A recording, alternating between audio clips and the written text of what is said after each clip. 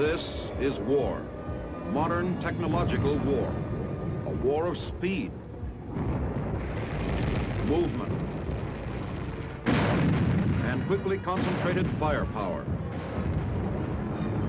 A fluid kind of war in which surprise is a major weapon.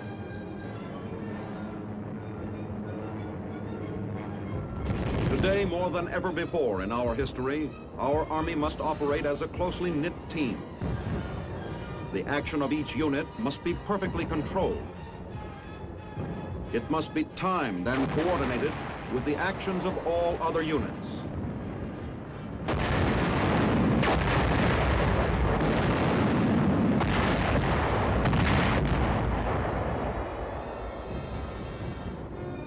Communications are vital for a rapid exchange of facts and the fast transmission of orders.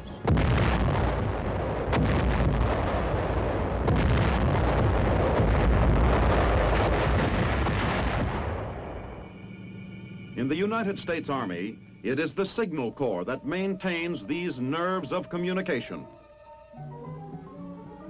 The Signal Corps designs and develops equipment, installs it, and operates it.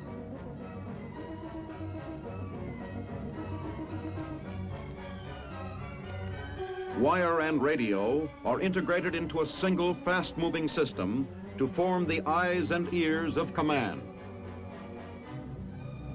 In war, the role of the Signal Corps is vital. In modern war, it may be decisive. Swift new weapons require swift countermeasures, split-second warning devices, and high-speed communications. Signals must outspeed the fastest plane and outdistance the rocket. Distances are steadily shrinking. A direct attack from another continent is possible. Our military communications must be ready for such a challenge. This is the prime responsibility of the Signal Corps. Today it maintains a vast network of wire and radio channels that link Washington immediately with the Far East and Europe, with the most remote outposts on our far-flung defense perimeter. Modern global warfare requires a worldwide communication system of unprecedented size and complexity.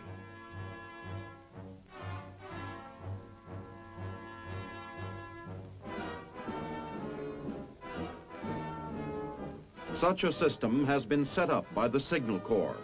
This system must provide instant communication with any part of the world and carry the traffic necessary for close coordination of widely dispersed forces. The key to this system is a global network to link Washington directly with each theater of operations and carry instant warnings of impending enemy air attack to our continental defense centers. In each theater, we establish and maintain a network to link all elements, ground, air, and naval units, command, intelligence, and supply. The network has multiple circuits to provide alternate routes if any are destroyed by enemy action. Finally, in each theater, we have a combat network adapted to the conditions of modern mobile warfare. Communications in battle must be swift and flexible without giving vital information to the enemy. Let us take, for example, the first stages of an amphibious assault.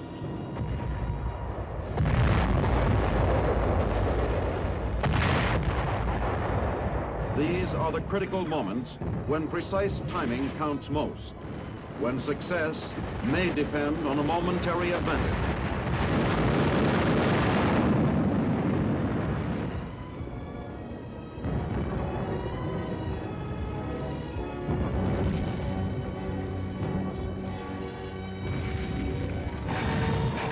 Among the first troops on the fire-swept beachhead are Signal Corps units working with the Navy to establish vital ship-to-shore communication.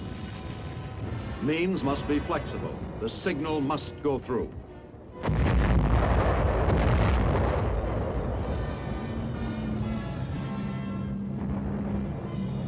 Today we are fighting in the mountains of Korea, where towering ridges separate our mobile frontline units and interrupt radio-telephone communication. Messages must get through.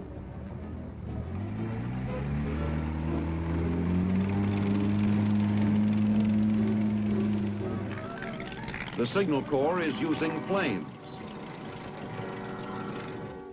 and even homing pigeons as couriers. They use radio relays to hurdle the mountains. Here, a Signal Corps convoy makes the difficult climb to a mountaintop to install a station that will link a forward division command post with Corps headquarters. These stations provide a very high-frequency radio beam to carry radio-telephone messages from point to point. Range is limited to the horizon. Since the beam is directed from station to station, there is maximum security against enemy interception. The equipment is portable and relatively easy to install. The relay mechanism permits messages to pass from telephones to the multiple-channel radio beam and back again. It also is adapted to the transmission of teletype, facsimile, and television. It is a major factor in increasing the speed and flexibility of our combat communications. The station is complete after the numerous tests and servicing adjustments are made. Today, as in the past, the Signal Corps keeps pace with the increasing speed and complexity of modern warfare.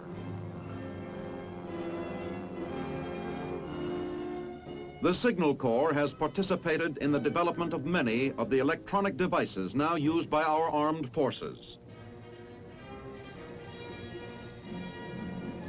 It devised the controls for the television bomb.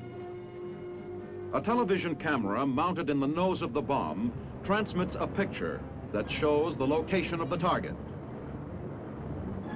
Now, watch the operator steer the bomb by radio.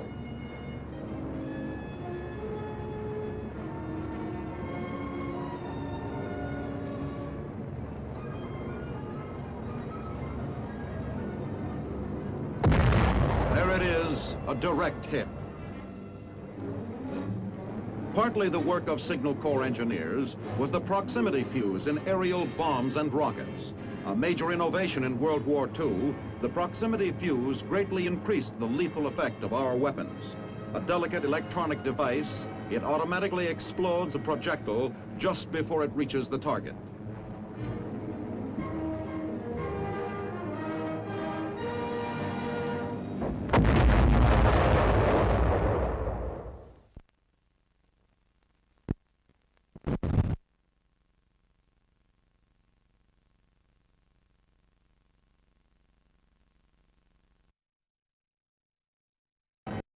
Automatically explodes a projectile just before it reaches the target.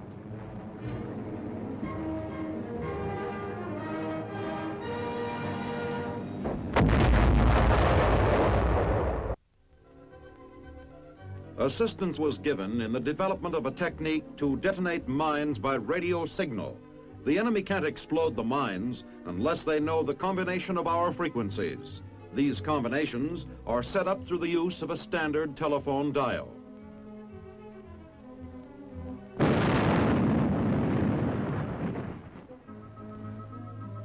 Motion pictures made by the Army Pictorial Service of the Signal Corps have helped to train every man in the Army, whatever his job.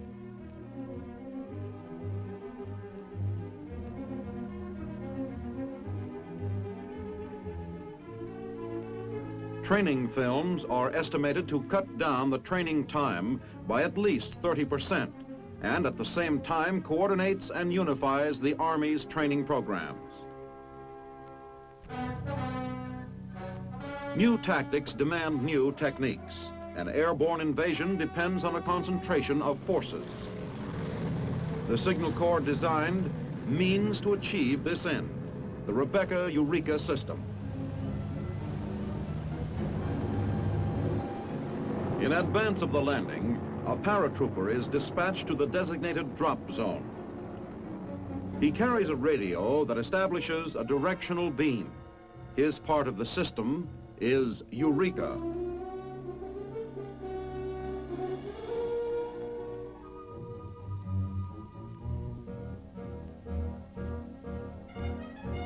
Troop carriers follow with Rebecca interrogators to pick up Eureka's beacon.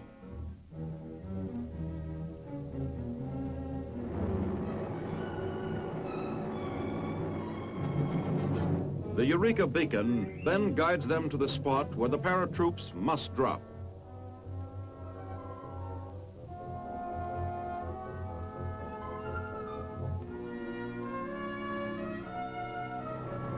Movement of men and equipment to the airhead is precise, not a matter of guesswork.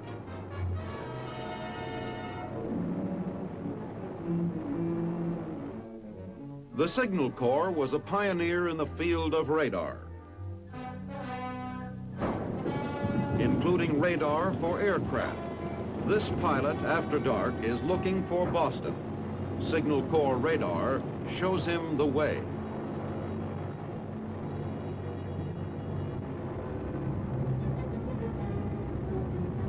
Here is what he sees as the sensitive echoes appear on his scope. The white spots are Boston and the surrounding cities. This gives him his bearing. With this device, bombers of the U.S. Air Force can now find and hit their targets at any time of day or night and in any weather. Signal Corps radar today is the electronic eye that enables our troops in the field to spot hidden enemy mortars and artillery from the arc of their shells in flight, to obtain necessary data for accurate counter-battery action.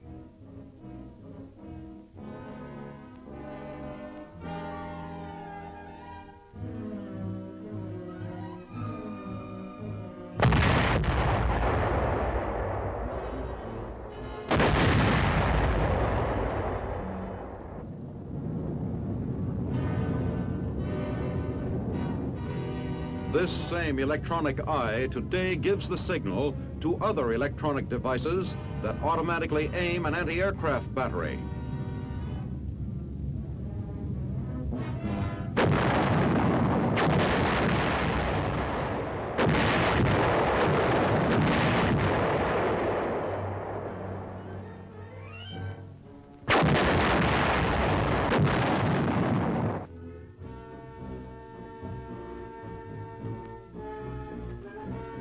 The Signal Corps is the Army's official weather observer.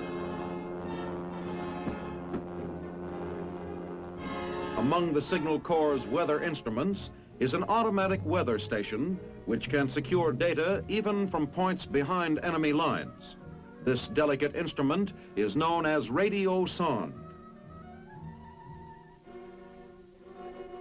Radio sonde automatically records and broadcasts at regular intervals changes in temperature, humidity, and atmospheric pressure, and gives it station identification.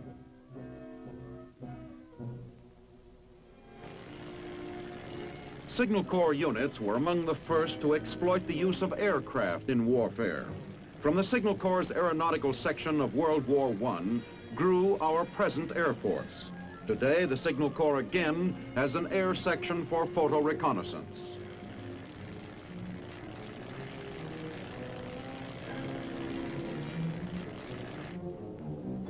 Through motion pictures and still photographs, we have seen the American soldier in the tense moment of actual combat.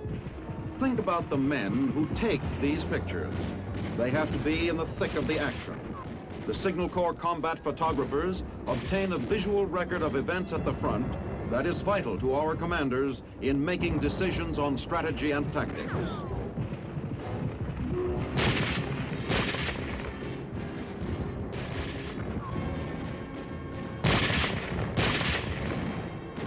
These combat photographers help to fulfill the Signal Corps' mission as the eyes and ears of the Army.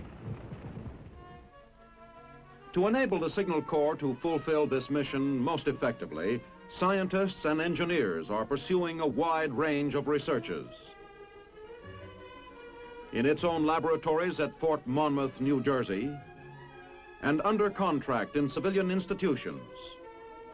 Here, science is serving our national defense.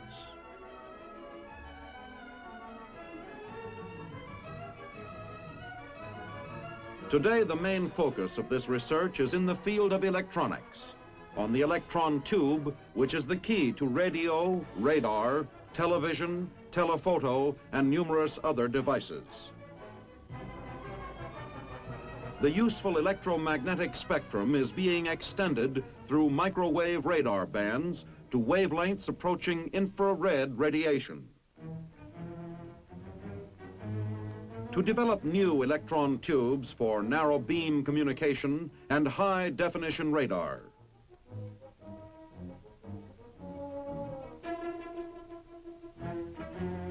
Signal Corps scientists are exploring the properties of the quartz crystal, the vital component that controls the frequency of most radio transmitters.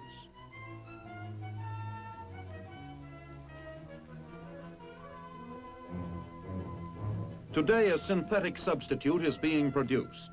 Quartz crystals are a strategic item which the U.S. normally must import from abroad. A special heat processing method plays an important part in prolonging the life and efficiency of the crystals.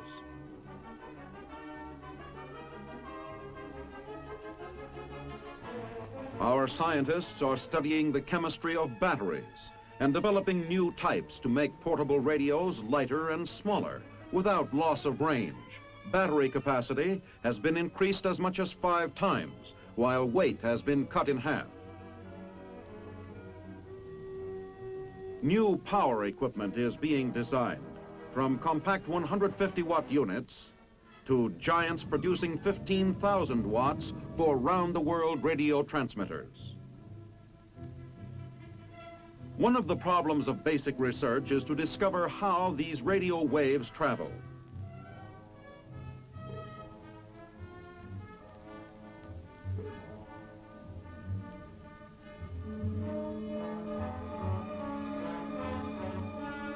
To probe the secrets of wave propagation, rockets carry Signal Corps apparatus 100 miles into the upper atmosphere.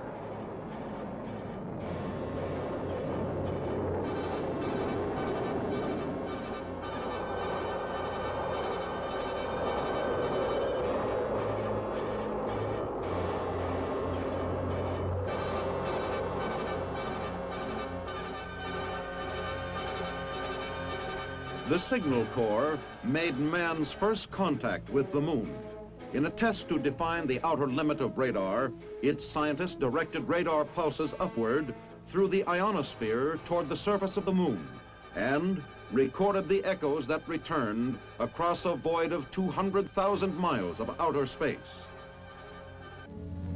The Signal Corps is developing mobile television to flash battle scenes to our commanders and serve as the electric eye for our Army.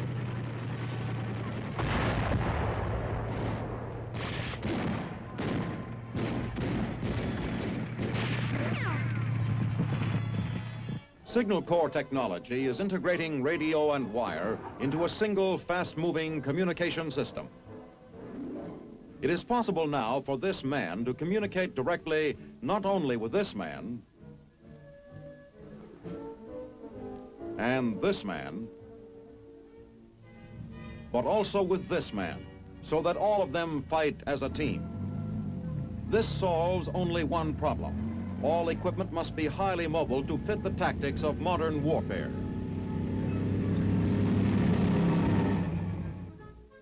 It must be light and compact.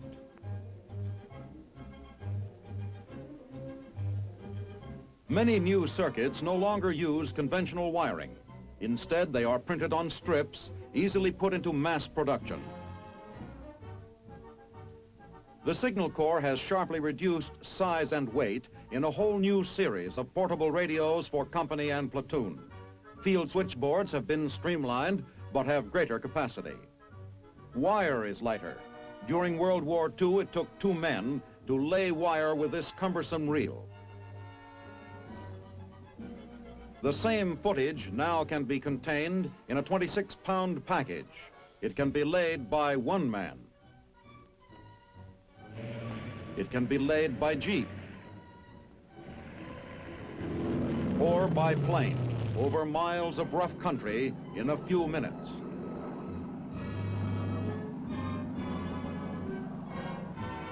Today's Signal Corps equipment is designed to withstand the roughest use and exposure in all kinds of weather.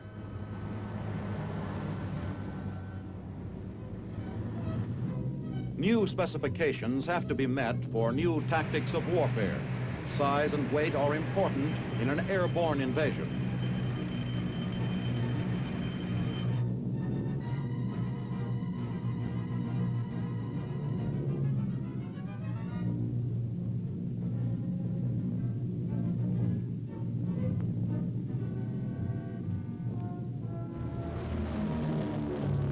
New techniques are devised to prevent breakage of fragile equipment.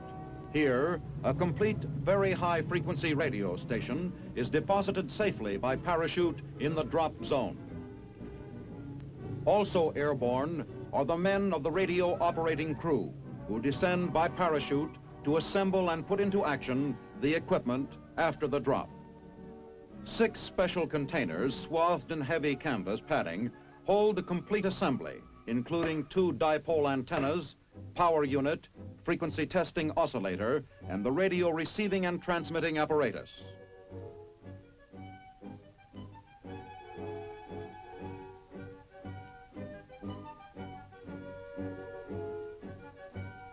Today's Signal Corps equipment must be ready to function in the heat and humidity of a tropical jungle, or at temperatures far below zero in Arctic and subarctic regions.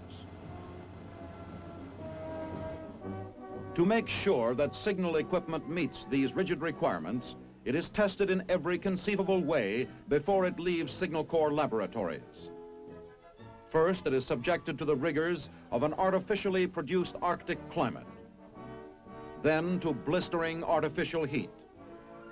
It is subjected to intense vibration and severe shock. It is exposed to drenching rain and enveloped in penetrating fog. In war, both men and equipment must face wide variations in weather. Weather observations and forecasts are vital to our Air Force and to our ground forces to correct artillery and anti-aircraft fire. The Signal Corps has developed a whole series of new weather devices for a wide range of tactical situations. Airborne radio sondes transmit data on atmospheric conditions up to a height of 140,000 feet, and radar tracks the radio sondes to chart wind speed and direction.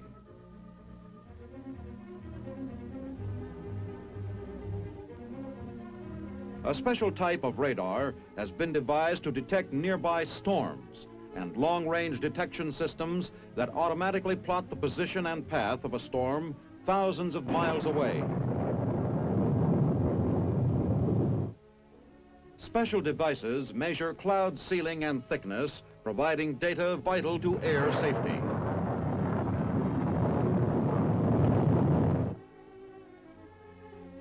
Charts based on weather data gathered by these and other Signal Corps devices quickly circulate by facsimile transmission through the arteries of the Army's integrated communication system, giving information to our forces that is vital in all tactical situations. Today's Signal Corps communications are the link that enables ground and air forces to cooperate directly in battle. Here, a frontline observer pinned down by the enemy accurately guides a bomber to an enemy bunker. If another world war should come to this nation overnight, the first threat to our country and its cities may be a long-range attack by transocean bombers or missiles. Today, electronic devices can detect and warn of the intruder's approach from a perimeter of ships at sea and from a rim of scattered outposts. Today, planes can travel at sonic speeds and faster. Warning signals and target data must travel at once through our signal systems to automatic plotting devices at fire direction centers for split-second counteraction.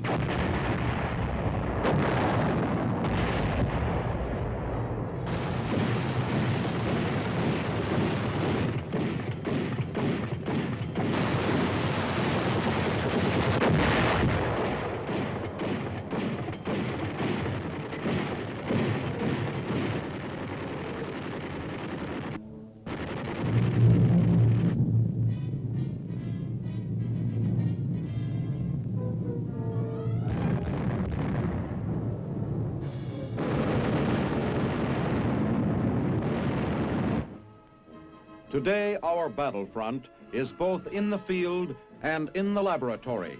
In both, the Signal Corps has a major role.